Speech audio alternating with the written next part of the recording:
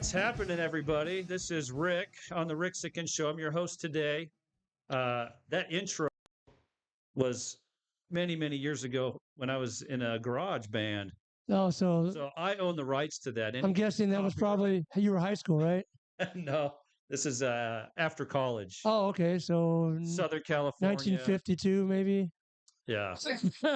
We lived on a street called Palmyra. We called it the Palmyra House. Yeah. And it was a bunch of like college guys. And it was like, there's like 8 of us in this house. Oh, okay. I'm sure every landlord's dream. And they heard your garage band every day. Anyway, just a little side note. I was on the drums. So one thing I think we missed on the last show is we didn't really talk about what's going on at Rick's. I know you open back up on Mondays. Yes, Monday we they have a pool league, and so Mondays we open up a little bit later so the pool guys can come in, play their pool, and do their thing. Yeah. So, and normally we're closed Mondays. Yeah. You have plans for Super Bowl? Yeah, we'll do a Super Bowl party for sure. I think the Seahawks thing is kind of fizzled out. So. Yeah, well, they're not in anymore. Does that make sense? At all. But yeah, always up to something here. And how's your? You fell off a ladder. Yes. And how's that feeling? I'm 3 weeks in recovery. How many hands am I holding up? 2 ribs. Going through withdrawal still. Yeah. So I do construction. I run up a ladder every day, and uneven ground, whatever. And I ate it. I broke 4 ribs, cracked 2, and 2 were like broken ganky. And I saw the pictures. They did not look good. I tried to walk it off, and I was like, man, I'm just hurting. So I was like, I just need a little time to recover. And like 2 weeks, I was like, I better go see the doctor. You know what I think the main problem why you fell was? You were probably using DeWalt. He wore his slippery shoes that day. I was using we got Josue in the studio with us today. Yeah. What's up, Josue? Welcome back. So yeah, definitely. Anyway, I've talked about the rib thing. You can ask me, but that's not why we're here today. Yeah. Ribs. But definitely the pain level's decreasing and sneezing doesn't kill me as much as it is. Couple quick things. We are now streaming on Facebook, YouTube. We're on X. We're on Rumble. Yep. And anywhere else? Not yet. We got to integrate a couple more. Okay, and if you want to look at any of those, just go to any of those searches on any of those platforms. Just type in Ricksican Show. It's Ricksican. It's like Ricks I Can. And make sure to like, follow, subscribe. Also, shout out to my mother. She is listening in from Arizona. You mean word to your mother? I didn't want to go back to the 80s, but yes. And she said Lombardi time, son. Lombardi time. We should have started 15 minutes ago, I think is what she's getting at. Yeah. Love you, Mom. We'll try better. Yeah. So we'll get on to this. This will be live and recorded. And I think it's time to jump into why we're really here. Yes, sir. Yes, let's get going. The school levy. Today we have with us Moses Lake School District Superintendent Carol Lewis. How are you doing? I'm doing great. Thank you so much for having me today. Yeah. So we're going to pick on you a little bit. Sounds good. Are you ready? Yep. Brought your boxing gloves? Yeah. I don't even need them. I'm nice, but I'm a little obnoxious, snarky. So just so you know what's coming at you. Superintendent, how do you describe your job to a 3-year-old? Oh, my job to a 3-year-old. My job is to make sure that all kids have what they need to have a really great time and learn a lot at school. Okay. I've heard from some teachers that they've taken the gloves off and kind of made you black and blue, that you can take some punches. Is that part of the job too, that you're a boxer or MMA fighter in the school? Well, I think part of the job is being just 100% transparent and honest. And so I have had a lot of difficult questions. There are a lot of difficult questions that have been asked of the school district, and I think that they're important questions. And so, yes, I need to be able to 100% truthfully answer, and sometimes that takes some doing. Yeah. Any questions that you don't like asked? Maybe we'll get to some today. Maybe. We'll see. I have a question for you. A very important question. I think it goes on with what we're talking about. What's your favorite restaurant on Moses Lake? Ooh, my favorite restaurant, Moses Lake. I mean, besides Rick's, of course. Besides Rick's, that would be the correct answer. Depends what kind of Um, questions you want later. I have several. I think most Enzo is one of my favorite restaurants just Nice. because Shout out to Enzo. yeah, it's a fun place to take people from out of town. I think they're surprised Yeah. when they come and they say, "Hey, let's go to this really cool place." And Moses Lake is pretty awesome. Great atmosphere there. It is. The music, it's like the big band, Frank Sinatra music Yeah, in Rat the Pack. background, Yeah. and like great atmosphere. Yeah, we frequent their lunch, dinner, and all meal times. I'm not a big fan of their brunch because they don't offer a lot of choices, but I've gotten used to it because, I can't change it. So why argue with it? Yeah. What else? Let's see here. Oh, yeah. What's your favorite sushi place in town? Sushi. I like to go to Tsunami. Tsunami? Okay. Good stuff. All right. Do you consider yourself a lemon or a lime? Lemon or a lime? You calling her sour? I know both of them are like both are sour. Well, I'm going to say a lime. Probably because I like the color green a little bit more than yellow, and limes are a little more diverse than lemons as far as cooking goes. Cooking's one of my favorite things to do. Oh, fun. Yeah. Oh, secrets. Did you do any culinary in college at all, or? No, I just enjoy. Since I was in high school, I've always loved cooking. Yeah. Okay. Yeah, I thought she was going to say because margaritas. I wasn't sure what kind of podcast this is, but we are at Rick's, so that could have something to do with it as well. And you brought your husband with you today. I know he's not on the mic or camera, but thumbs up. You like the cooking? All right, he's got a thumbs up. Oh, he helps. That's one of our favorite things to do together. Is it? Yeah. Nice. Yeah. I don't know. He's looking kind of skinny. I just wondered though, maybe I'm crazy, but why do lemons have seeds and limes don't? I don't get it. Like I've never seen a lime seed. It's all depends on. They're shy. They're shy. The ones you eat are GMO. They all have seeds. So, I've never seen a lime seed. Yeah, I don't know the answer to that. but I do like the lime answer when I make my salsa here and tomatillo ranch that we make here. Oh, it's so good. I put lime in it. Yes.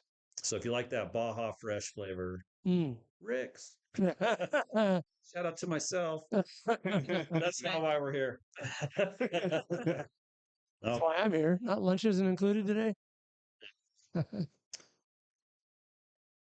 Carol. Trying to think here. This is kind of the school levy is kind of a weird thing because I'm like people kind of have made up their mind in a lot of ways. I'm kind of undecided because I hate taxes. I know the economy's tight for many people, and then you have the save the kids thing going on. So there's I feel like I'm stuck in the middle, trying to balance this act where I'm like I've got kids in the school district, and my experience with school is I might be a little more caveman about it. I'm like the most important skill you can learn is working with other people. And I stand by that. Yeah, that's true. And I'm biased because I'm a business owner. I'm not having to see things a little differently. But I was like, I do basic math, right? If I'm subtracting, I'm losing money. Yeah. On the construction side, I'm doing a little geometry. Yeah.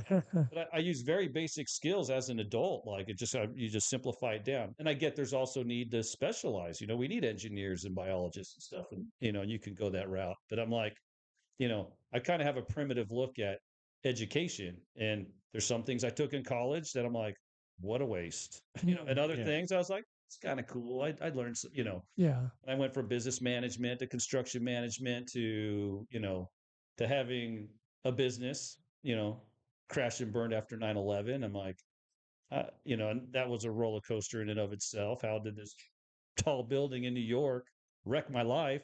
Maybe if I was better educated, I could have connected the financial system to that better. But at 24, I was like, I don't get it. My bank's right here. Why is the trade center that ripple effect all the way down? Why are the investors running away like cockroaches? And so education is like a lifelong process, and you can start over at any time. And I get the education system we have, according to Rick, the system we have is kind of the system that's kind of standardized structure everywhere. It's kind of, you got what you got. You gotta kind of catch me up though. I kind of got lost in the rabbit trail. Like where are we going with that? Like where we could Well, start? yeah, so I'm just kind of talking, yeah, about education in general, like the importance of it and all that. So people are stuck. You got taxes, economy, Yeah. Okay. you know, Okay. we want to benefit our kids, and there's a varieties of ways to be educated, and but the infrastructure, what we have is what we have. Well, that's one reason I like the Mosaic Brings us School back to the District. school A district. lot of people Mhm. don't understand. Like in education, we're not, I don't think a lot of them have as much tech opportunity like we do in the school district. We have CB Tech, we have the new high school. What's it called again? Um, Vanguard Academy. Vanguard Academy, and then we got the regular school district. I mean, it creates opportunities for kids that maybe don't want to do a 4-year degree, and they get that technical experience here in town. And Yeah, I think we got a lot to offer. It's just um, wading through the mess to get to and making it work. I think that's what you're getting at, right?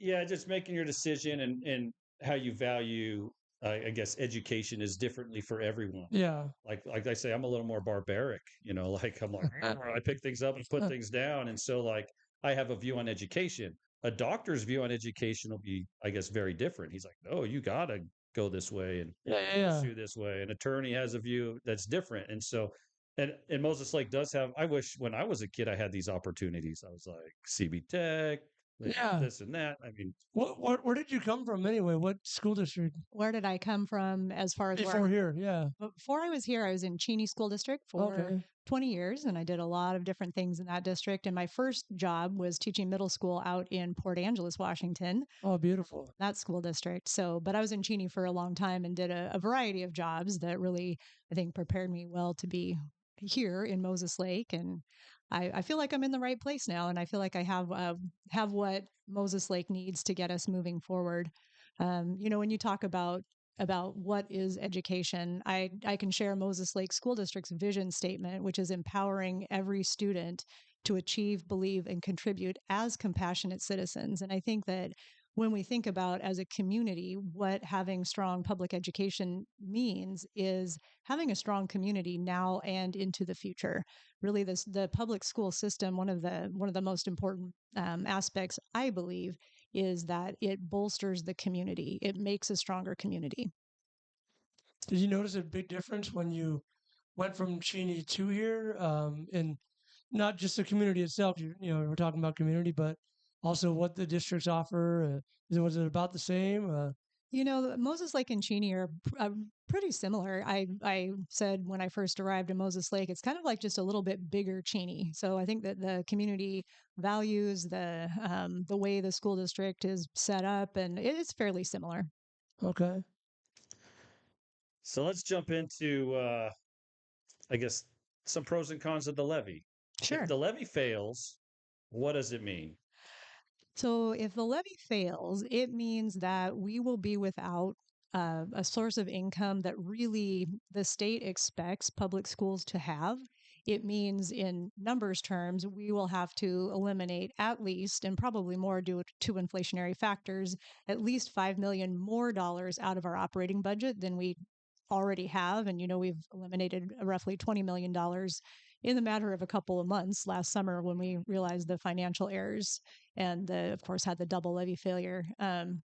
And again, I want to emphasize that we would be missing an important source of income that the state really expects school districts to have. I know that voters have a chance to vote yes or no on a Yeah. levy, and I've made a big deal about this in all of my communications, that Moses Lake is one of only 2 school districts in the entire state that the voters decided no on a levy for the calendar year 2025. So there are 295 districts in our state. So we are operating without a source of income that almost every other school district has. And in particular, when we think about the big traditions that we have here in Moses Lake that are levy funded, things like athletics and activities. And you mentioned my husband's here. His older brother was a kind of a big time wrestler back in the 80s. And when I told him, hey, I'm going to go work in Moses Lake School District, he said, oh man, in wrestling, Moses Lake was where you went to get beat. And right. Yeah, it And was. yeah.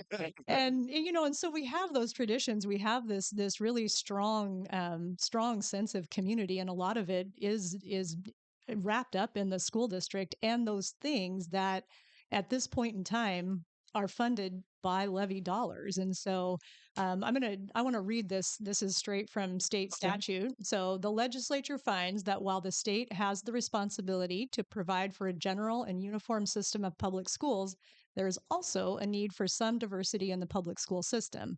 A successful system of public education must permit some variation among school districts outside the basic education provided by the state to respond to and reflect the unique desires of local communities. The opportunity for local communities to invest in enriched education programs promotes support for local schools. So, the community, every community across Washington state really gets to decide, do we want those enriching experiences for our kids?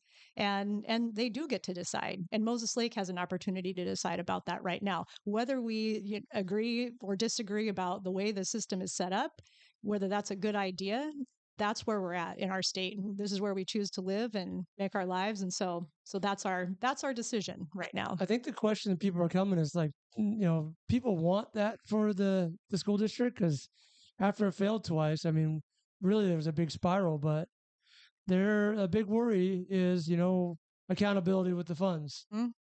Yeah, and that's a legitimate worry. I want to just acknowledge that because of some of the things that have gone on in the past. And I'm sure that you've seen the apology video that I sent out, and what I say about the past is I can't change that. What I can say is that going forward, we have some accountability measures that are set up. And there are many. I don't know if I need to sit here and list all of them. I will if you'd like. Can we find it on online too, on the district webpage? You absolutely can. Okay, and it's in all the well, not all, but many of the presentations that I've given, all the the community forums. But some of the things that we're doing right now are posting all of our accounts payable line by line, hundreds of pages to our website. So anybody who wants a little light reading can get right on there and take a look and see what what we've been spending our money on. We're also doing much better in our accounting department, where we have checks and balances. And in the past, there had been single people making decisions, keeping all the books, and you really want a system of checks and balances there. And that's been implemented in our school district. And we also are making sure that we are always balancing our books against what the county treasurer says we have in the bank. That's something that, for whatever reason, hadn't been happening in Moses Lake, and that we have to make sure we're doing that, and we are. So what the person going online can look at is what the school district says they have in their bank account, this matching what the county treasurer says we have. And that's never going to match up exactly given a multi-million-dollar budget, but it should be close. Yeah. And we know that it wasn't for a while, and that wasn't being watched. And so those are just a few of the things that I think the public needs to know about. Yeah. We are absolutely doing to make sure we don't have lack of financial oversight again. I think Rick had some questions about like generic ways so we can see that. What was your question on that? Oh, because there's that big issue or concern or debate about I'm not going to look at the school unless they do a real forensic audit. And then you guys have come out with some numbers, and I've heard forensic audit costs $60,000, whatever it costs, like more than that. We're estimating anywhere from $250,000 to $500,000 for a true forensic audit. So that's a lot of money. I could use some money. Yeah. Are you an auditor? Sure, I'll do it for half. I'll make you a name tag. I want a new truck. That's for new today. So in summary, if we can back up, you mentioned that if the levy fails, that in a sense if you thought this year was rough, next year there's another 5 million be due to inflation and other things that'll be squeezed on it. Yeah. Yeah. So that would also be due to the fact that, it's about as confusing as it can be for how the funding rolls in and rolls out of a school district. So this is the 24-25 school year. So we had a little bit of levy collection at the end of the calendar year 2024. Yeah. And so that factored in, that levy and LEA factored into our overall operating budget for this current school year that we're in. If the levy were to fail, we would face a school year that has no levy collection whatsoever. So that's where that 5 million comes from.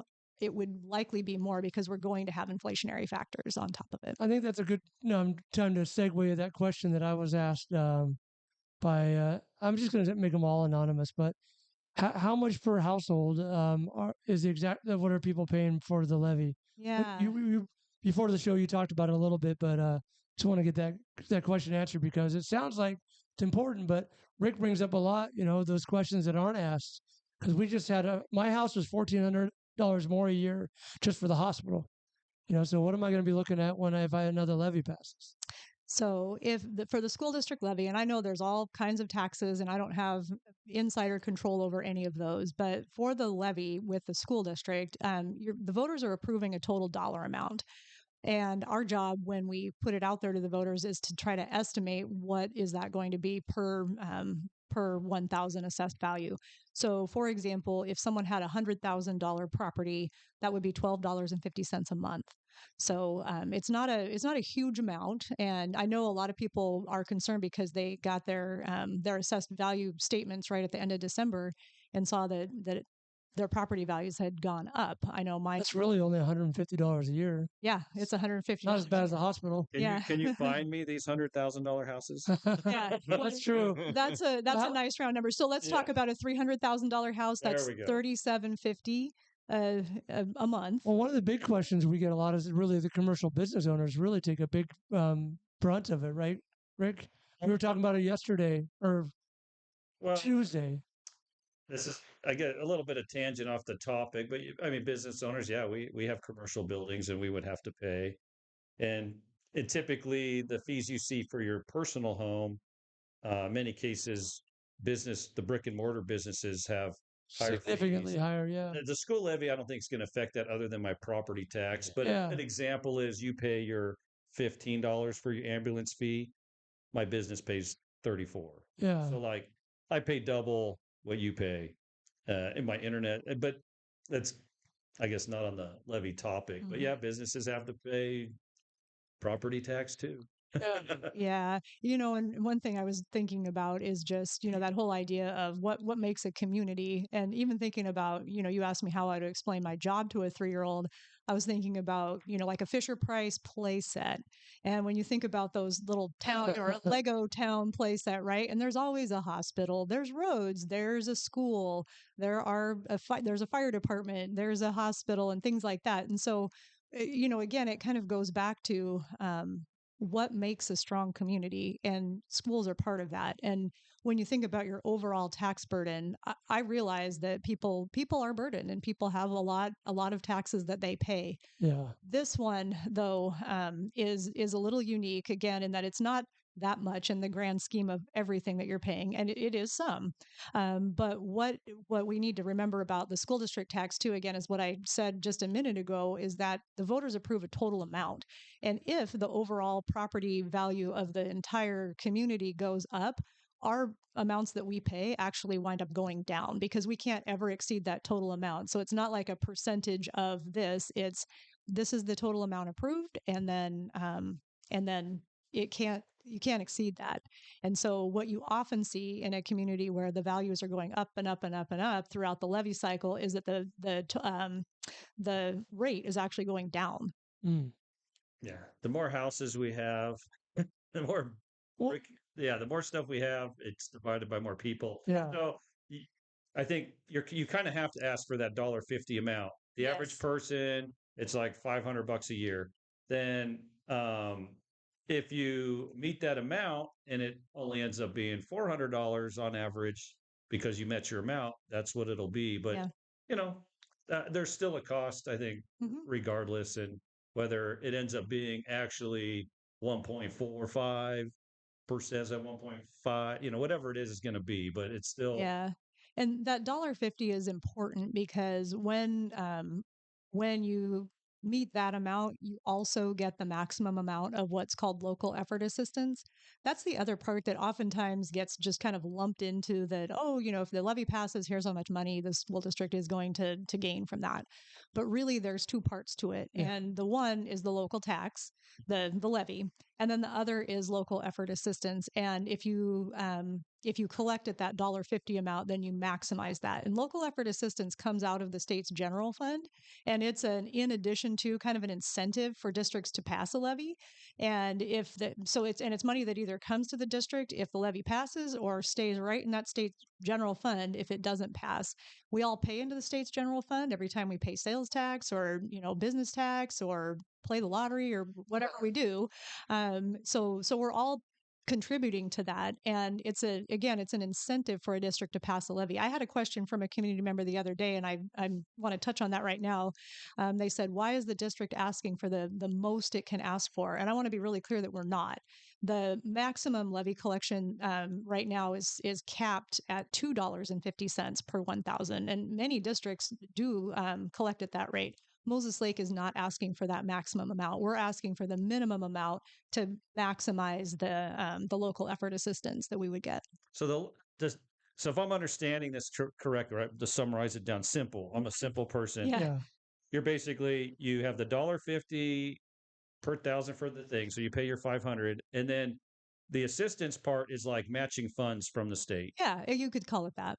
If that simplifies it for the people listening. So one thing that I think is important to know too, in a bigger picture, if your school district is failing and spiraling down like ours has been because of lack of funds, that means that less people are going to want to be in this area, less jobs, less income, and so I think that we end up losing in a bigger way. What are your thoughts on that? Yeah, we actually had a phone call from a major employer in Moses Lake. I'm not going to name them because I don't know if they would want me to, but just a couple weeks ago, and they said, hey, we need to talk to you guys. The last several positions that we've offered, and these are big professional positions, people have turned those down because they see that they're not going to maybe have all the opportunities for their kids in our school system that they would have somewhere else. And so it affects the entire, again, it's a community issue. It's not just the schools and not just for the people who have kids in the public schools. It really does affect the entire community. Yeah, I get that. So I'm from Southern California, and I moved here 9 years ago. And when we rolled into town, there were tears shed. Why are we here? Why are we here? And some of it is because of certain amenities, and being somewhat of a city boy, I get that perspective. A lot of the people that are doctors and all those people, they are from city backgrounds. Yeah. And they come in here and there's a certain expectation. I get Costco's not coming. And yet. By the time it gets here, it's too late to be an anchor store. But that's another debate. But they want certain amenities. Yeah. So I get that.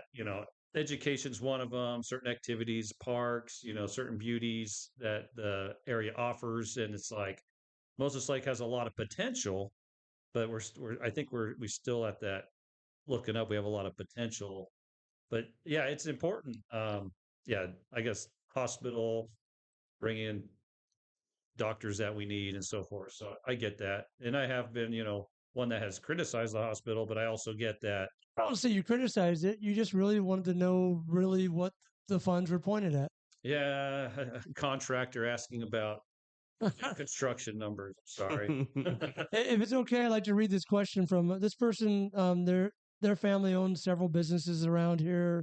They're great people, and obviously they asked to be left anonymous, but I just want to read the question because I have a lot of questions that are about this specific subject. I think it'd just be easy to read it. I'm a grandparent to many children who go to Moses Lake School District schools, all of them grade school, middle school, high school, Running Start, and private school. Also had a grandchild special needs PALS program. How do we ensure students that are getting the education they deserve when there's such a shortage of teachers, paras, resource officers, nurses, etc.? I really loved PALS program and Unified Sports program. I would hate to see any cuts from this program. It is beneficial to these students to learn social interaction, and I have seen so many students age out and become gainfully employed. Great job to the workers who want to make the difference for the students. If the levy does not pass, is it going to affect these programs? So there's a lot That's to a big that question. Yeah. So just to address special education in general, we have legal requirements around special education and moral obligations as well. And so special education in and of itself will continue, and we will have to find ways to, if we exceed the percentage, which is 16%, of students enrolled in special education, or of our students being in special education. Is that just having an IEP? Is Yeah. that okay? Yep. Or So that's having 504? Or just an IEP. okay. And so if we exceed, that's kind of the rate at which the level at which we're funded, we have to come up with the money to fund all of the legal requirements around special education. And we will do that again because we have a moral and legal obligation to do that. As far as something like PALS goes, that is an extra program.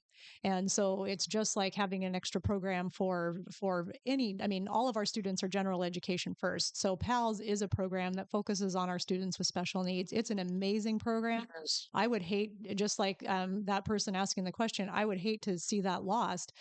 And the reality is, it's not any of these extra programs are not something, again, that is funded by the general funding that we get from the state. The levy. Right. So it is funded by the levy. Okay. Yes. Yeah. One thing I do have to say, I am a I'm a parent of a child with special needs that is aging out of the school this year. This is his last year. And I remember how sad he was that he missed the soccer program because they didn't do it this year because of funding. They lost their cool bus that the school district had. My son was just telling me that. It's like, yeah, I missed the bus. Now parents have to drive them. Do you think the school district will be able to return back to those great things that were offered for transportation? And those coach buses were amazing. I know the teams love it. Well, so that's a great question. So the school district was, as we know, overspending, and by quite a bit. And so it's not likely that we're going to return to being able to use charter buses, nor would we, think that was a good idea. The total amount that was spent just in the last school year on charter buses was somewhere between $600,000 and $700,000, and we don't have that money. That is not money that the school district has to spend, and so I don't think we're going to return to the use of charter buses, except for maybe in some very special extenuating circumstance. Yeah, We need to get by with what we have, and that's what we're going to do. that's a good answer. Yeah. Oh man. So I get I get the bus is a different budget, Yeah, but I noticed there's been cuts there because I mean this year like the bus doesn't pass by the house anymore. So I've been driving my kid to school every morning and so yeah, we had to cut a show short the other day because of it. yeah, it's like, hey, my kid, that was but yeah, so it's been, it's disrupted my life a little bit because it was convenient, be like just walk a block and the bus is coming. And now it's like it doesn't go that route anymore. And I think there's some other places that Yeah. have similar problems all throughout. And so I've had a chance to take my daughter to school. On the flip side, I have a chance to talk to her every morning. Yeah. Give her the dad lecture and like, come on, Dad, I don't care. Yell really loud, "I love you," as she gets out of the car. Yeah. Yeah. Sometimes you get the teenager silent treatment and like, bye, have a great day. And they run off, But I mean, I see the pros and cons to both. I was like, I have a chance to bond with my kid. I don't get that time back Yeah, that's true. because I'm a busy person. At the flip side, there are conveniences. Not everybody has the time, that due to work and whatever, to do that. But that's a different budget, right? The transportation budget. So it's a defined category of our spending. And so transportation is interesting because it's funded based on ridership from the previous year. And so but we get a certain amount of money that's supposed to go to transportation. And what we've had to do, and this is a good thing, we've been forced to do a lot of things that needed to happen for a long time anyway. And so what we had to say this year in particular is, we have to stay within that budget. We don't have any extra money to put towards transportation. And it's important to note too, the only thing we're funded for in that is to and from school. So things like athletics and activities, that has to come from somewhere else. Boosters or something. The levy is really where that's supposed to come from. Yeah. But we had to, so if you're talking about, changes in routes and things like that, our transportation director had to really look specifically at, how can we make this work? How can we meet all of our obligations and stay within the budget, which is what we should all be doing, right? That's what we should all be doing as responsible people in our own households, and that's what the school district needs to be doing too. Yeah. So another question before I forget, because we jumped around a little bit, is this is from somebody out there in Moses Lake. I homeschool. Why do I need a levy? Why would it benefit me? And you could probably say similar to private school. I don't have kids. Yeah. Oh yeah. Why do I, to all the people that aren't directly involved with kids in the school district. Yeah. So again, I'll come back to that idea that strong schools mean strong communities. And so one of the things that a lot of our private school and homeschool families, which by the way, I applaud you. I mean, every parent has the best read on their kid and makes the best decisions for their kids. And private school and homeschool are excellent options for kids. So I just want to acknowledge that I don't say, hey, everybody should come to public school. There's lots of options in Moses Lake, and that's great. One of the things, though, that our homeschool and private school families have access to are courses and athletics and activities through the public school system. And so if we have to diminish those or eliminate those, then they won't have access to those either. That's a good point. So that's an important thing to remember. And we've already touched on just the impacts that it can have to the entire community as far as, having doctors and nurses coming in and other professionals. We also know that, and I said this in this little video that I sent out yesterday, that just having the extra things, the things that are considered extra by the state, athletics, activities, et cetera, for our kids really reduces the amount of delinquency and crime and mental health issues. And that all of those things, whether we have kids in the system or not, affect the community. Very good. I got one more if I can, Rick. I know you're the host. I don't want to steal the show. Like I was saying, It's from a middle schooler, so I'm gonna. There's a bunch of questions that I'm gonna. She said, first one, it says, why are we only allowed to go to the bathroom a couple times a quarter? I don't know that one, but that's, I'm going to throw these three questions in. Why school vaping, smoking has become such a problem they can't stop? And the last question is, why is the school food so bad?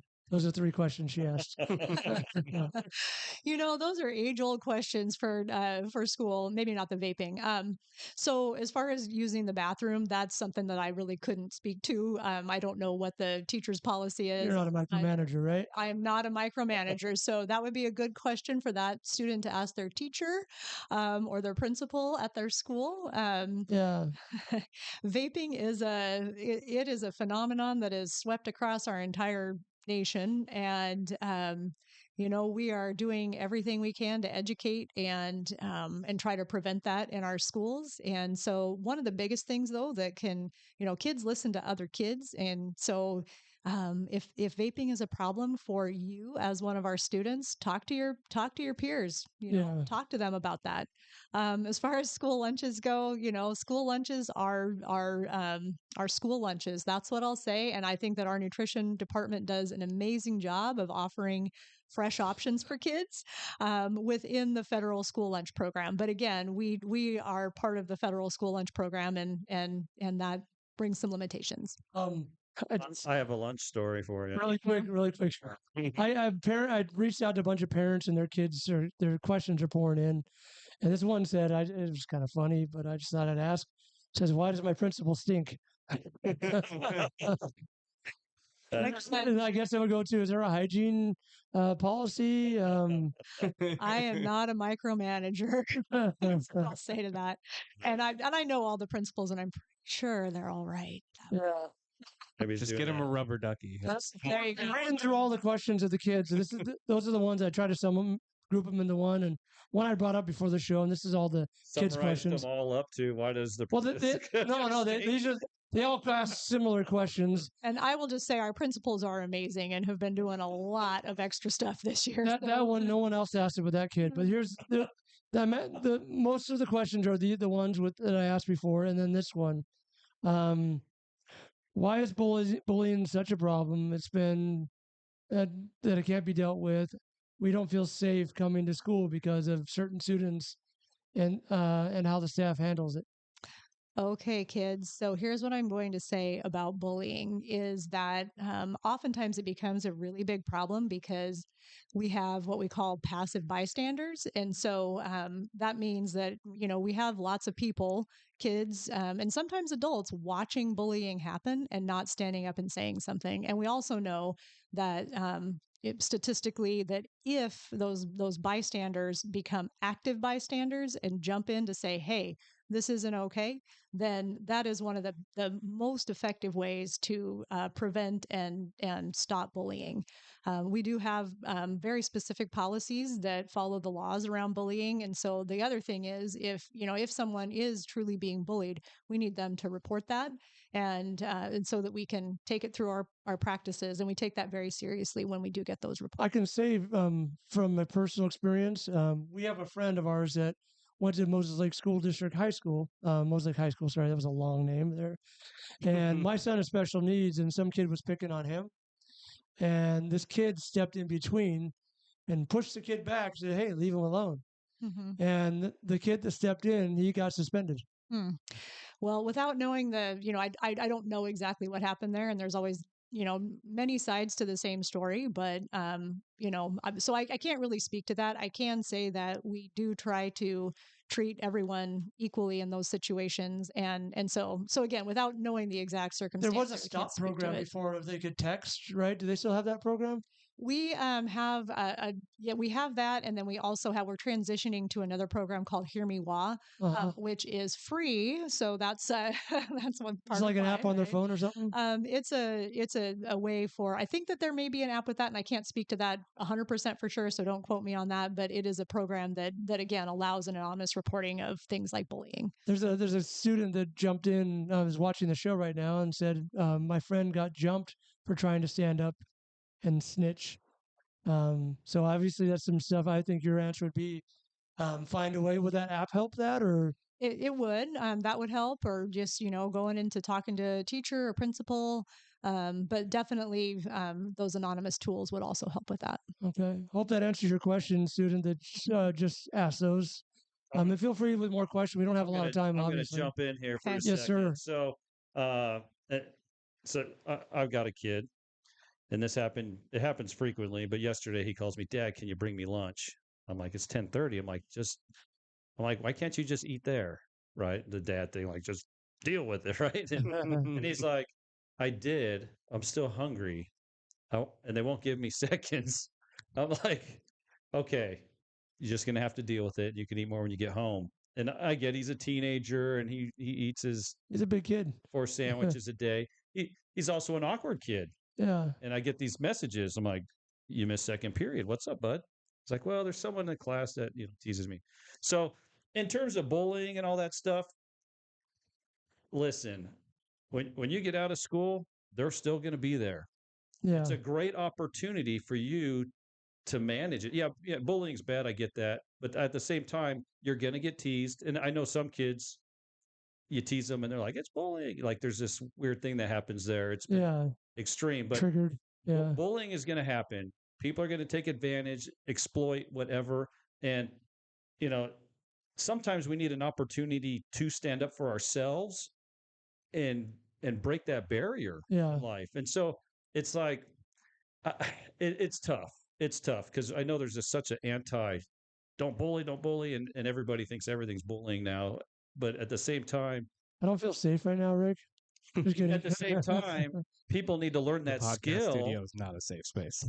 That skill to stand up for themselves. I mean, I was a run. I mean, I was teased, and you got to learn how to be like, can I laugh with them and they'll leave me alone? Or if I react, they pick on me more. You have to learn these skills, how to work with other people. So it's kind of like a catch-22. Yeah. Because, you have to learn to deal with what is teasing. What is this? Is that person actually bullying? And it's cool to have friends stand up for you. At the same, you got to navigate life. They're not going anywhere. You're going to see it in the job place. The tactics may be different. You're going to see it everywhere in life that this happens. And so there's an opportunity to learn to stand up for yourself. I also get the snitches get stitches thing. I mean, that is a thing. And I get some people like, I ain't saying nothing. And if I do text and it comes out, there's only 5 of us in the group.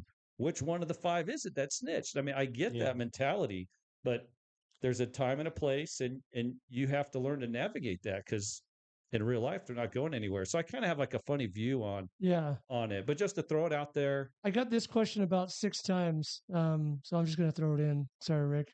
Yeah. 6 times. Well, sum it up. It said, let me read it. Why aren't they pressing charges on the people responsible for the bad things that came from the money issues in the school district?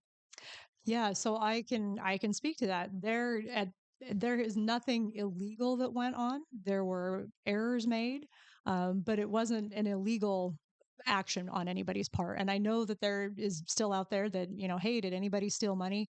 There is no evidence that anybody stole anything, and there's no charges to press. So I do want to emphasize that the people responsible for those errors don't work at the school district anymore. And so that, and people say, well, what happened? They don't have their jobs. Yeah. I also get that for some people, the corrections that have been made aren't going to be enough. People want heads to roll. Like, yeah, they want someone to go to prison. They want like the scapegoat. And there have been people let go. Yeah, there have. And there isn't going to be a scapegoat to blame this on. And I've said this, and I've been criticized for saying it by some, but the system broke down. The system failed. The checks and balances weren't there. And I will continue to say that the Moses Lake public has reason to be wary of all of the things that happened. And all I can say is that as we move, I can't change the past, but we definitely have measures in place and the right mindset in place to move forward in such a way that those things aren't going to happen again. And I'm not an investigator, I'm not a prosecutor, and when you look at the whole situation and everything that happened, again, there's not criminal activity to take anywhere. Yeah. And folks, I do want to point out, I am not the host of the show. I know I'm jumping in a lot. This is the Ricksican show. It is Rick, and Who's Rick? I appreciate Rick's kindness and let me jump in because he knows that this is the community reaching out. Yeah. Otherwise, it is mostly Rick and the guests speaking. And some questions I have not asked because they're a little crude. But I am screening them, I promise you. Thank you. We're moderating. The gloves are coming off. Yeah. So I want to jump into a little side note. I was sent a video this morning, and I can't quite prove a lot of it, but to summarize it, it was, what is the line of informing parents and confidentiality when it comes to weapons brought to school, certain behaviors, drugs? Like, I like it. Yes, that question. what? Yeah, because like I was showing a video. I'm not going to show it, but like it was like, had to deal with a pew pew at the school, and I was like, wow, I don't even know how to ask this question without like railroading you.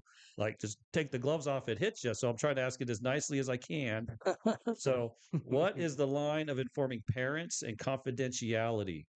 So there is a line, and I think we need to respect both sides of it. And so students have rights to privacy, and we need to always maintain those rights unless there's a actual threat to multiple people or one person. And so in all schools in our state, there's a law in place that says we have to have a threat assessment. It's a very specific threat assessment process in place. So if there is certainly a weapon brought to school, there would be a threat assessment done. And it's a very extensive process. It takes quite a long time. And the point of that is to identify, is there a credible threat to anyone? And within that process, there are actually requirements that if it's determined there is a threat to anybody, then we do inform those people. If there's not, though, then the person who the kid who did whatever they did has that right to privacy.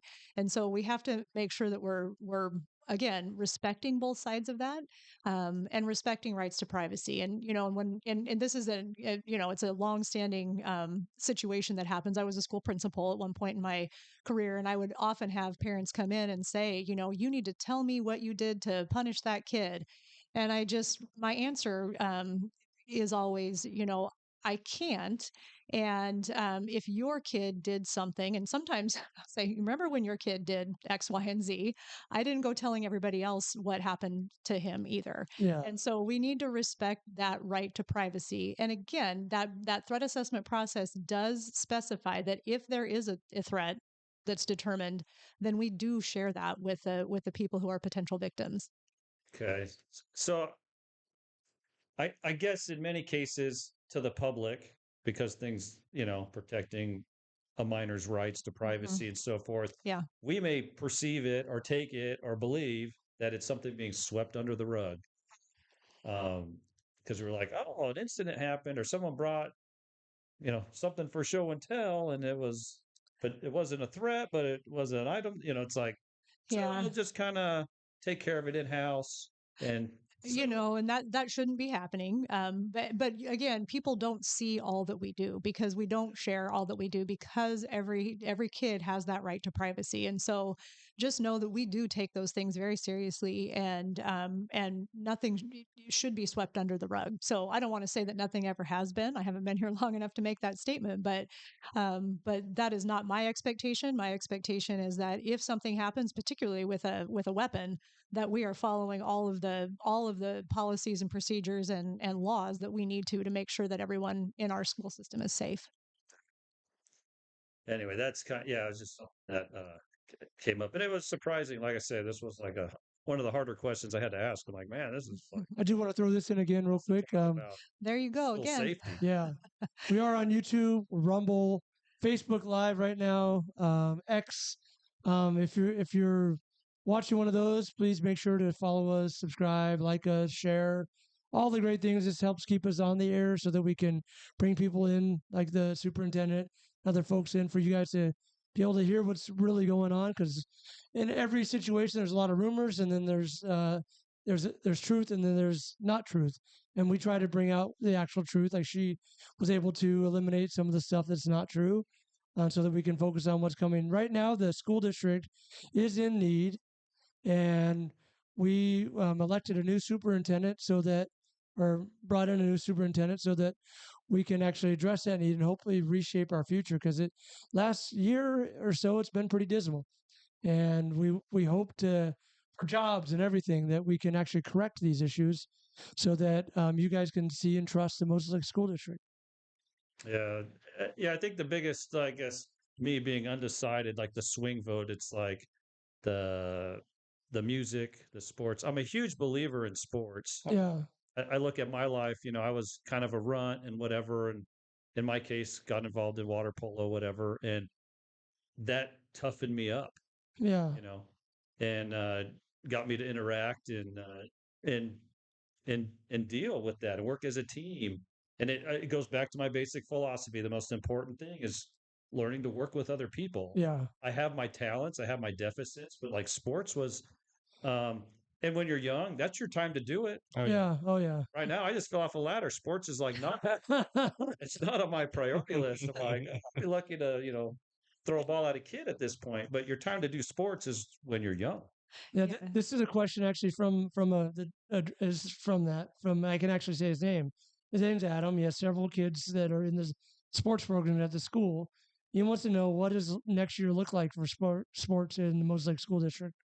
Well, that depends on whether or not the levy passes. And so next year, what it would look like is, and again, because of that complicated, the levy goes on a calendar year and the school district goes on a school year, we would have we'd be able to fund through the school district about half of our sports programs.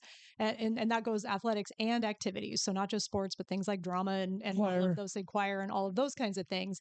And the CAA, who I want to give a huge shout out to, has been so.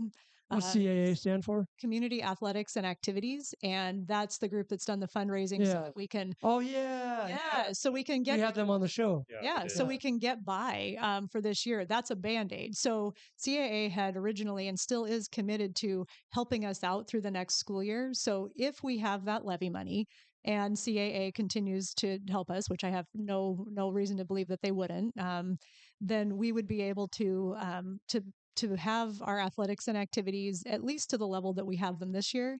And then the following year, we would be able to, Moses Lake School District without CAA would be able to get our programs back to, not with the charter buses and things like that, but get them back to fully funded, I'll say. I do have to throw in another question because this one's blowing me up. And I'll summarize it. Sorry, I can't ask all your questions. I can get you an email. I know you got a lot. This is more personal for you, and it can't. I believe she can't address it for you. But the one question that you asked, and you know what I'm talking about. Look at the rate of pay that the school district employees are paid. Many of these positions are paid far above normal pay for the same position. What are your thoughts on that? Yeah, my thoughts on that. I wondered if I had to get a question about that. And so I thought, I should probably come with some data. And so when you look at the base pay for Moses Lake School District teachers, it is right in alignment with other school districts that have 4A high schools and things like that. And I didn't have a chance to look at all of them, but so for example, I looked at Camas. We're actually a little bit lower as far as the range goes than Camas. Meade High School in Spokane is another one. Just when we think about comparing, or Meade School District, we're right about the same as Meade School District. And so, and when I look at for example, what I'm being paid, and I've been a little bit public about this recently, I agreed to do this job for quite a bit less than my predecessor. And, to try to get a little bit into alignment with where our district is right now. And so I can just say, when you look at the comparisons district to district, when you look at similar size, et cetera, we're comparable. Is there plans to reassess the pays for administrators and such going forward to offset the shortfall? I can tell you that we already did that, particularly from my office. So we cut over, right around, I think 30% of our expenditures, over 30% actually of our expenditures. That's pay, right? Pay, yeah, yeah. Is there somewhere that these people can go and see those numbers? Yeah, I actually made a presentation to the school board a couple meetings ago, and so that's online, and you can see those numbers. Afterwards, listeners, if you want, I can get that link and I can put that in the chat of the show. Yeah. Okay. What are some of the main sources of bloat financially that you saw when you were making cuts and stuff? We were overstaffed, just plain and simple. And so it's not necessarily that people were being massively overpaid. We were overstaffed. And people ask, in the end, where did all that money get spent? And what we had to do in the end to make it right, to make us not be in the negative, was reassign things basically to staff for last year to kind of close out the books from last year. Yeah. So really that was the bloat. And I'm not blaming the staff. I mean, and as I said in my apology video that many people have seen, it was hugely unfair to overpromise positions and hours to staff. But the bottom line is we were overstaffed. And I do got to give a shout out to Rick, the Ricksican here. He brought that up early on when the problem started to rise. It's like, why do we have so many people doing we're way overstaffed? You brought that up several times. Yeah, you correct me if I'm wrong, but my understanding was like COVID money, whatever, they hired help, teachers, whatever, and it was an open-ended contract, and it should have had when the funding runs out, it should have gone, was my understanding. Some sort of expiration date. Yeah, when the bonus money's gone, your job is gone. And I think the contract wasn't written right, was my understanding, and so things kept going, and we bloated in that way. Yeah, that's a way to explain it. Really, those COVID funds shouldn't have been committed to long-term anything because they weren't long-term. Yeah. And so and in the end, some of the errors were that the COVID funds were kind of rolled into the general budget going forward. And you can't do that. When you get specific money that's finite, you have to say, this is how we're going to spend this in a one-time fashion. So that's what you're talking about, Rick.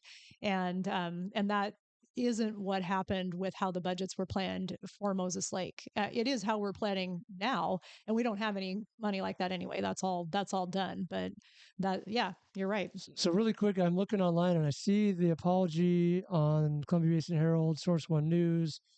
I don't see it is it on the school district website as well too? Or? It is, and I couldn't tell you exactly how to get there right now. I'll find it. It's linked. We have a YouTube for Moses Lake School District, and so it's on there. Okay. The apology thing is kind of I think a funny thing, because it's like, you apologize. You're damned if you do and damned if you don't.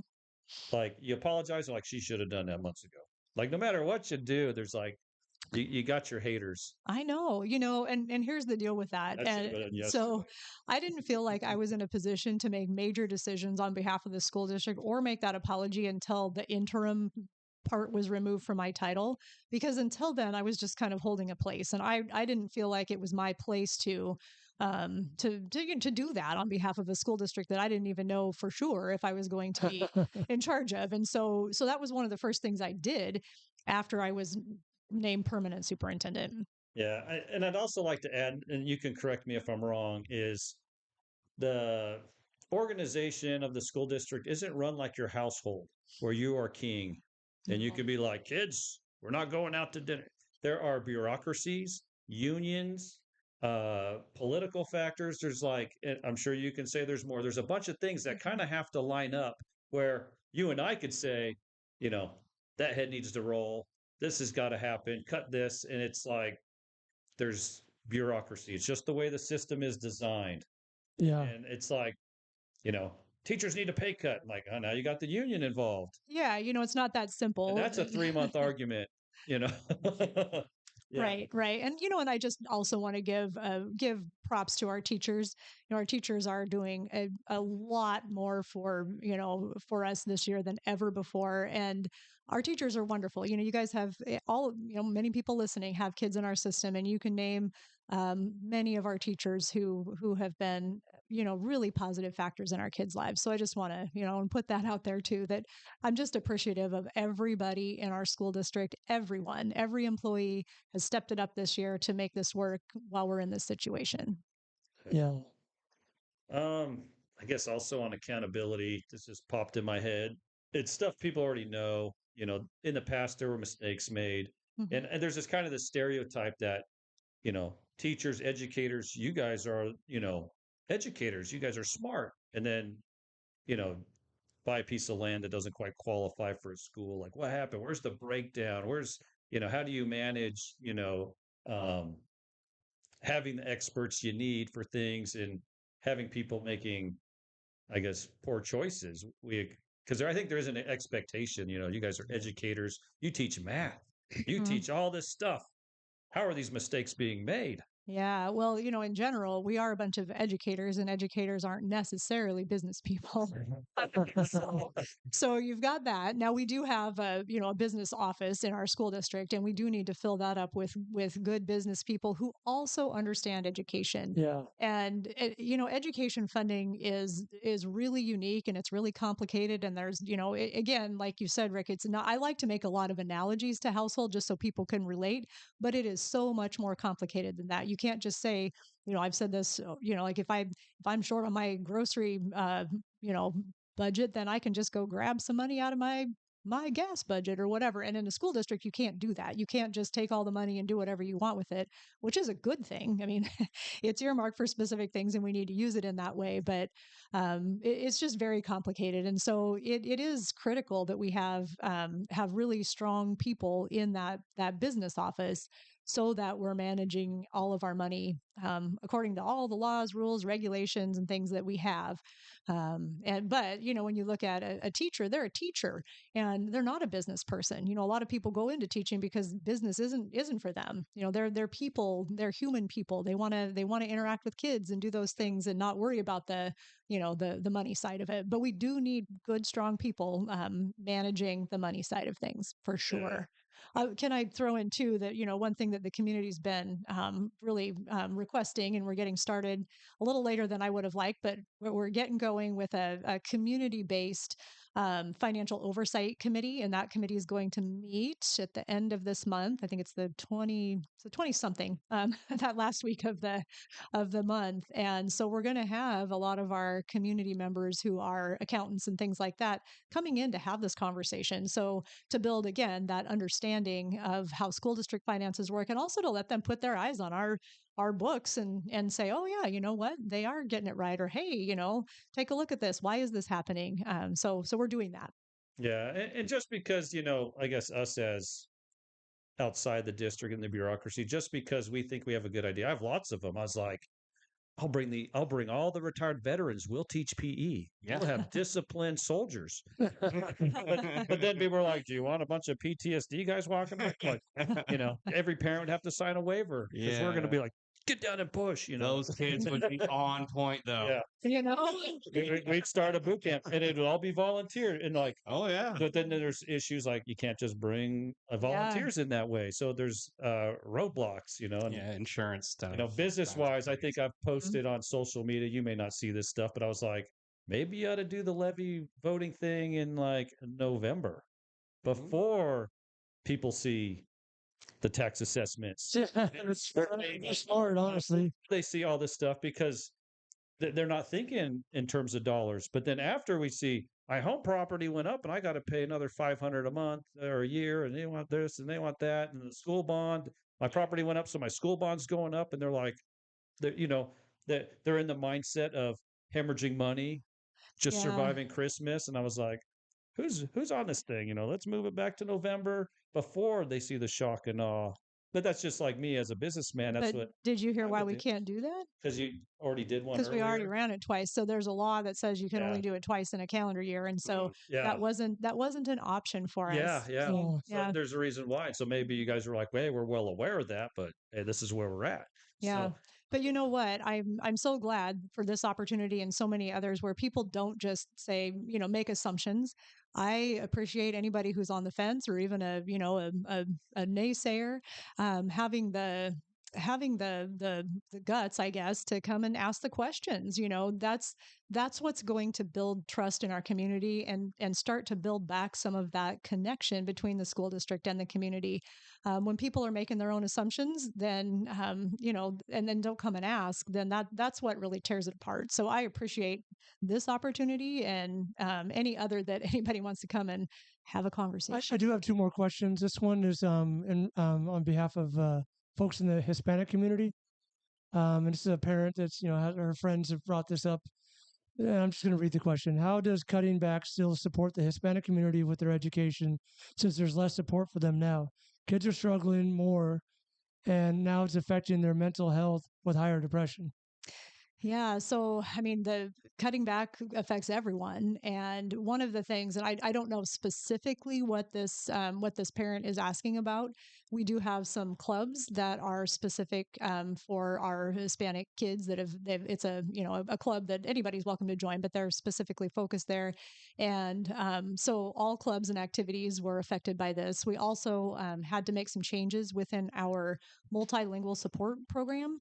Because again, it's one of those things where we have a specific funding source for that. And what we weren't doing is staying within that funding source. So we were overspending there.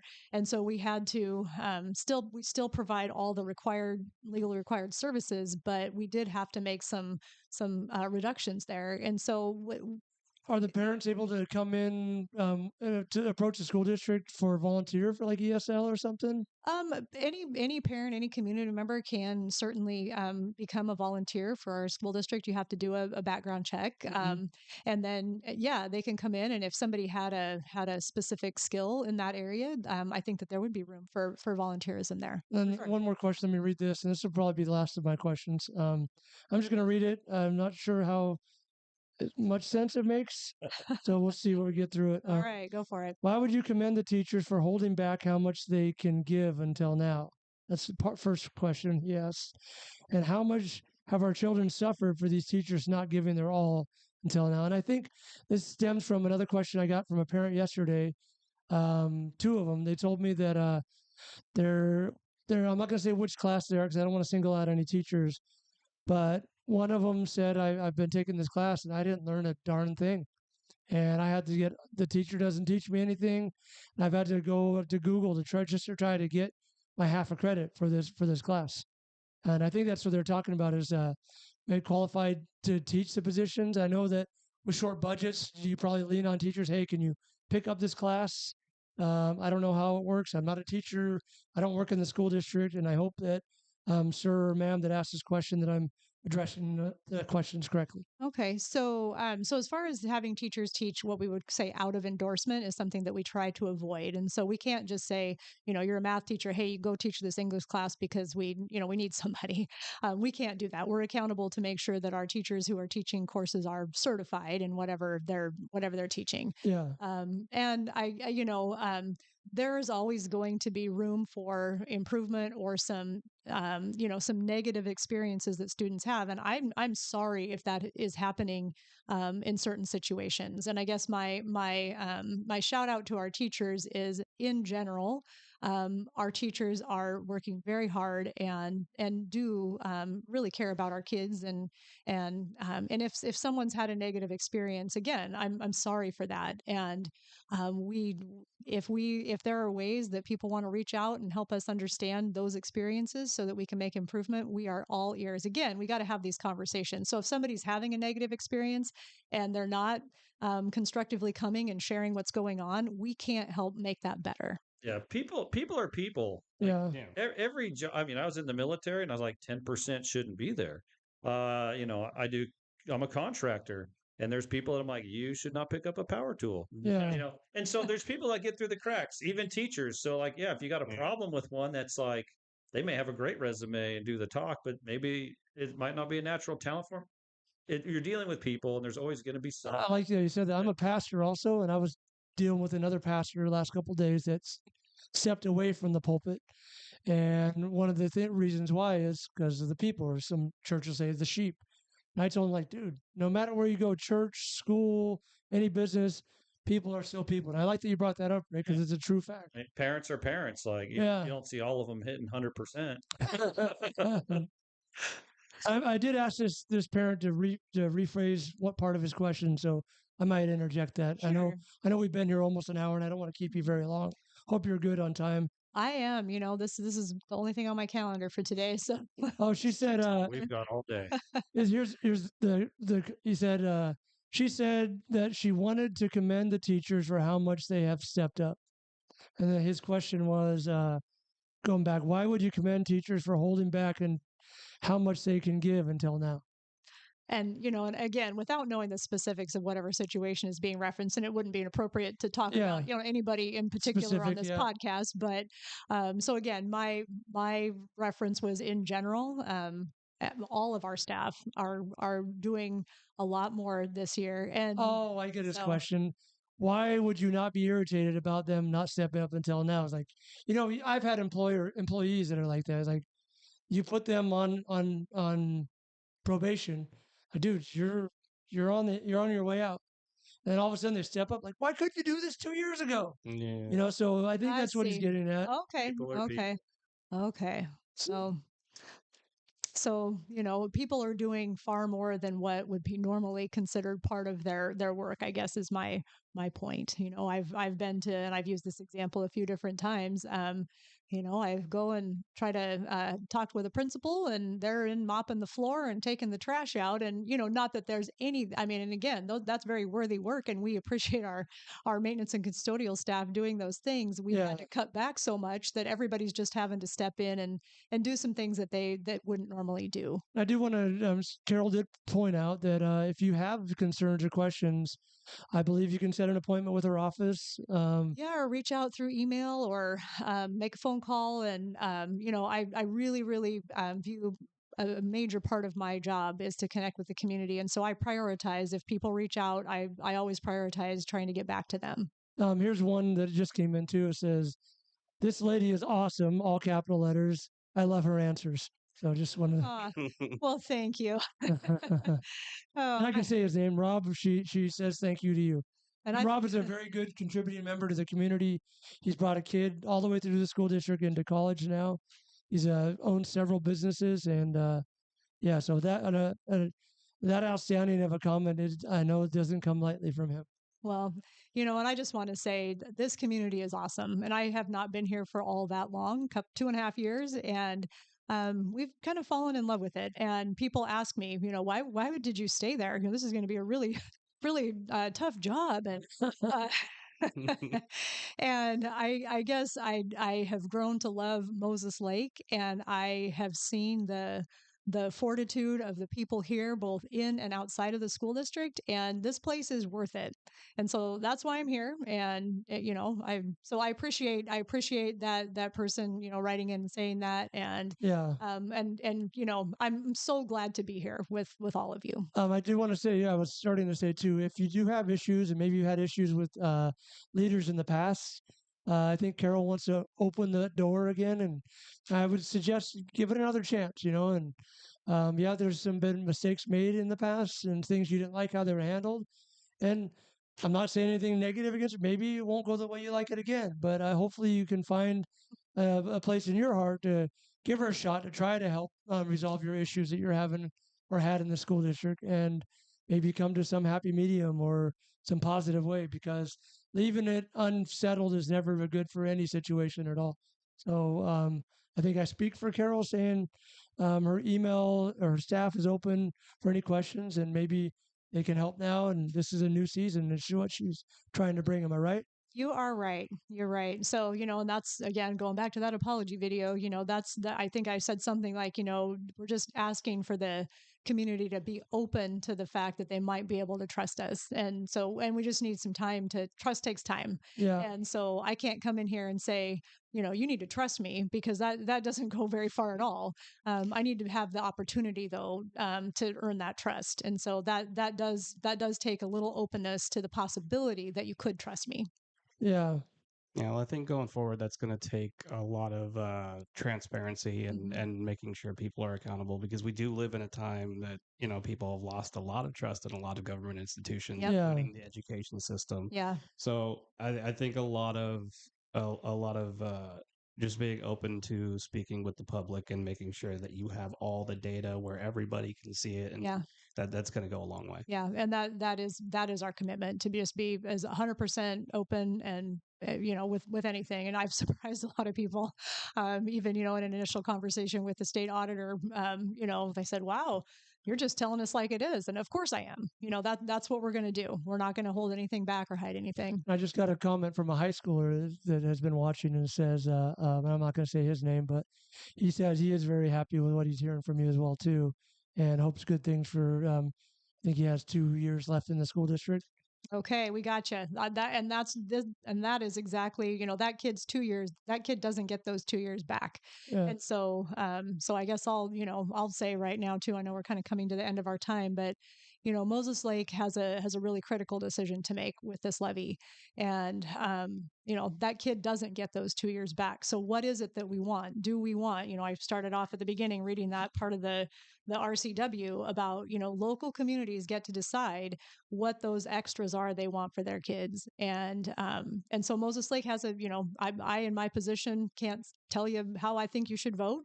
But I just want everybody to know how critical this is. This isn't oh yeah, maybe not, because when I asked that question of folks about how many school districts do you think voted to not have a levy in 2025, and a lot of them say, oh, probably half or more than half, and no, it's 2 out of 295. So and then somebody will say, well, who are they? Well, we're one. So so it's just, what do we want for our kids? What do we want for that kid that just wrote in and says, I've got 2 more years here in Moses Lake? That kid doesn't get those 2 years back. And so what are we going to do for that kid? So, I mean, I kind of look at the whole thing. Yeah, people have their minds made up. I got it. Ultimately, it's, how do we want education for our children? I have teachers that come into Rick's, and they're like, I teach your child. I'm like, oh. That's always fun. Yeah. And I'm like, because sorry, they have their personality and their who they are, and their diagnoses and stuff. And I'm like, oh boy, how do you see my child? It's like I have a particular view of them, and they'll share with me. They're like, oh, he's my favorite. He's so funny. He does this or that, and they'll share with me an aspect of them that I might not normally see at home, because I'm like, clean your room. So they share with me an aspect about my child's personality that I'm not paying attention to. And So my question for you is, do you have a favorite student? Oh my goodness, do I have a favorite student? I have a few. I That's mean, a loaded question. I've been in Trying to this get her in trouble. I've been in this game for a long time, and I have worked with so many amazing kids. Do I have a favorite student here in Moses Lake? I will say I have a few that I have started to get to know pretty well. I'm not going to call them out by name because that might not be appropriate, but I do have an advisory council, a student advisory council. So shout out to any of you who are listening on that student advisory council. Those kids have started to connect with me in ways that they're sharing. Yeah, hey, here's what we value in our education, and so that's pretty cool. I can think about in my past. I will tell you some of my favorite students. I call them my best friends. When I was a principal, they were the kids that spent most of their time with me.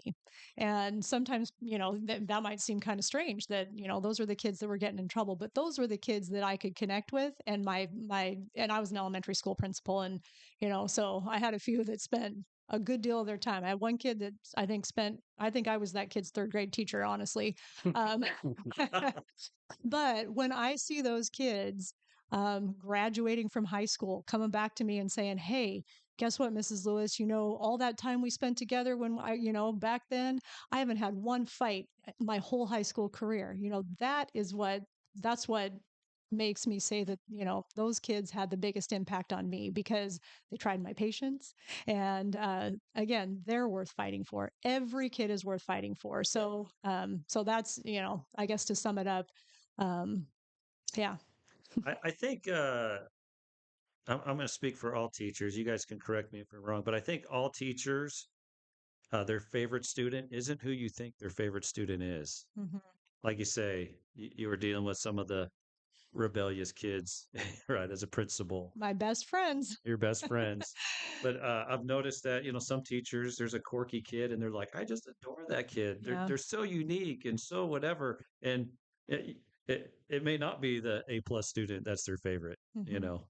You know what? Here's what I want. I want every kid who walks through our doors to have somebody in that school where, yep, I love that kid. And that kid says, that's my adult, and some kids are going to have more than one like that, but that's really the goal of all of this. And, to kind of bring it back to the levy, sometimes that's their coach or their club advisor or something like that. But really that's what we want. That's what builds strong communities is a public school system where everybody feels welcome and says, yeah, you know what? I'm from Moses Lake and I'm proud of that.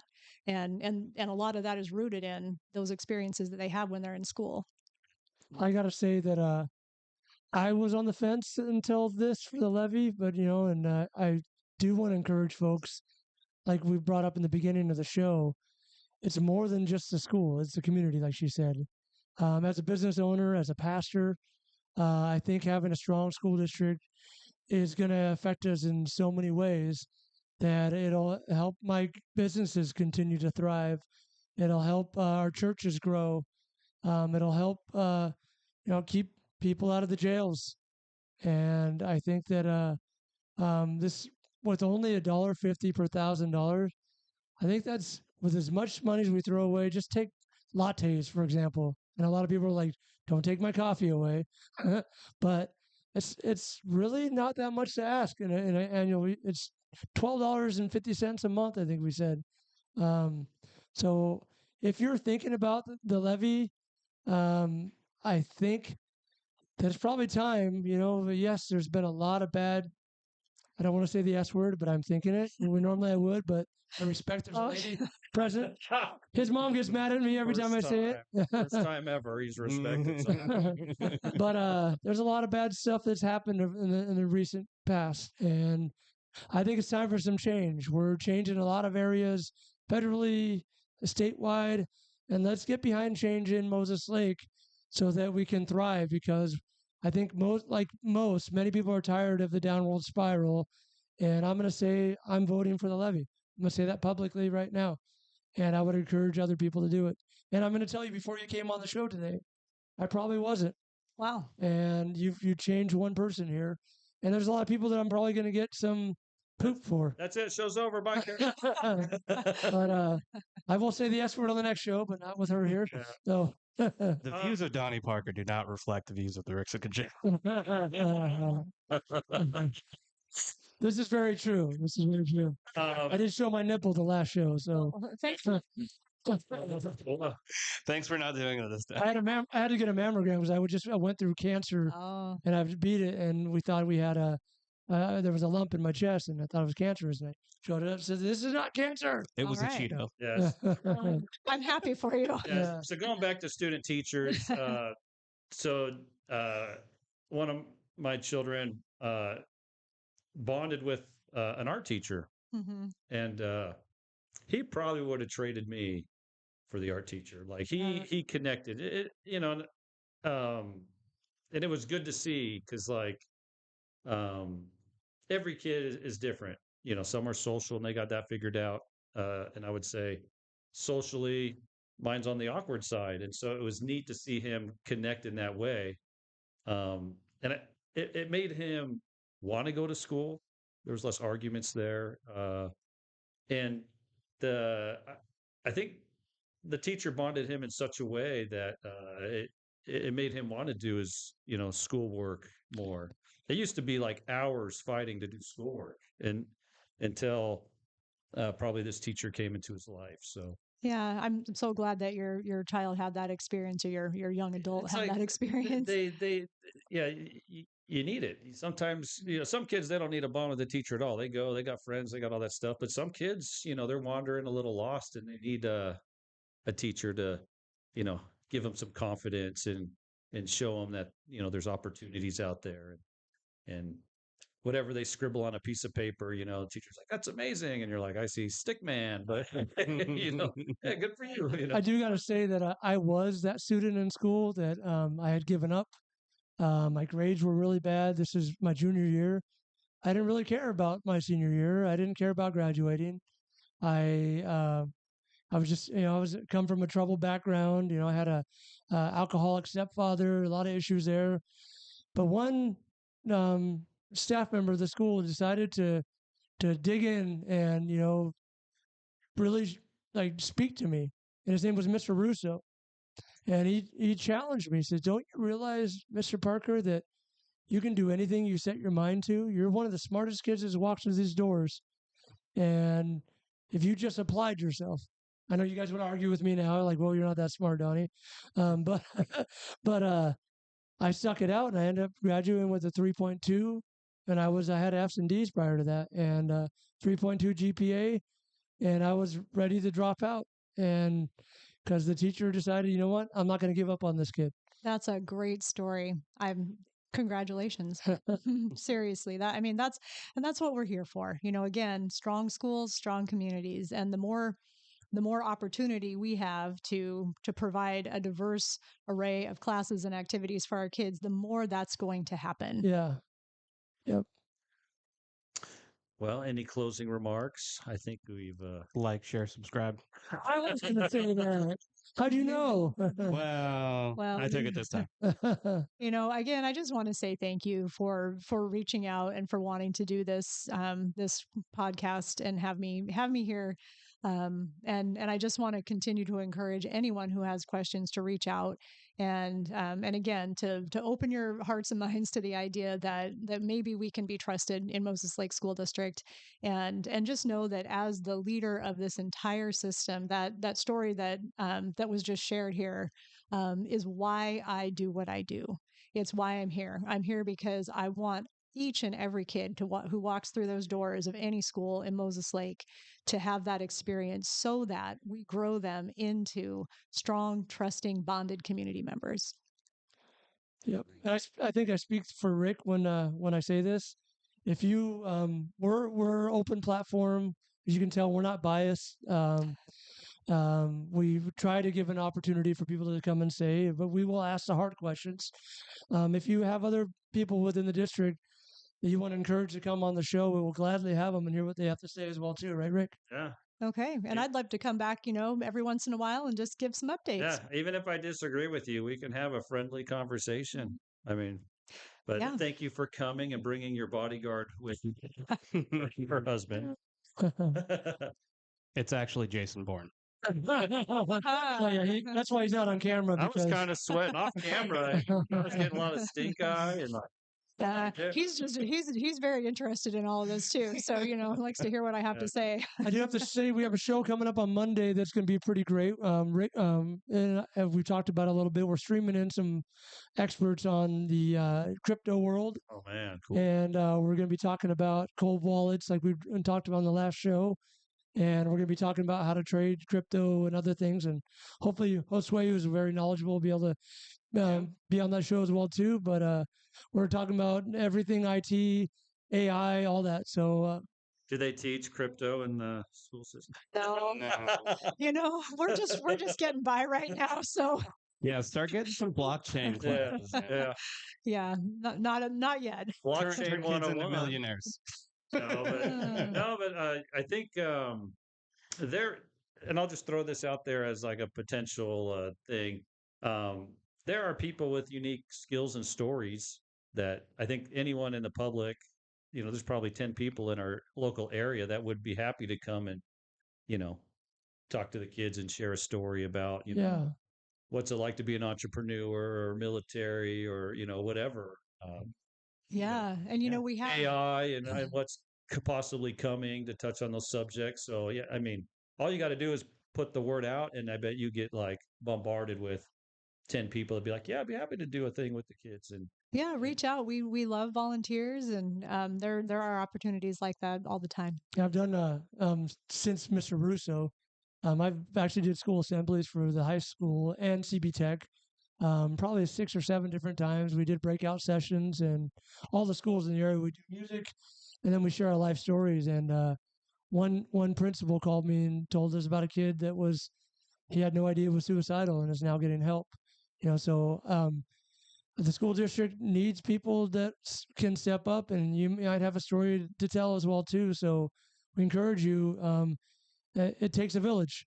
It really does take a village. Yep. And I think we have a pretty darn good one here in Moses Lake. So let's make it happen. Well, thanks for coming. Thank you. Thank you for joining the Ricksican Show. Got the fist. Quiet. We are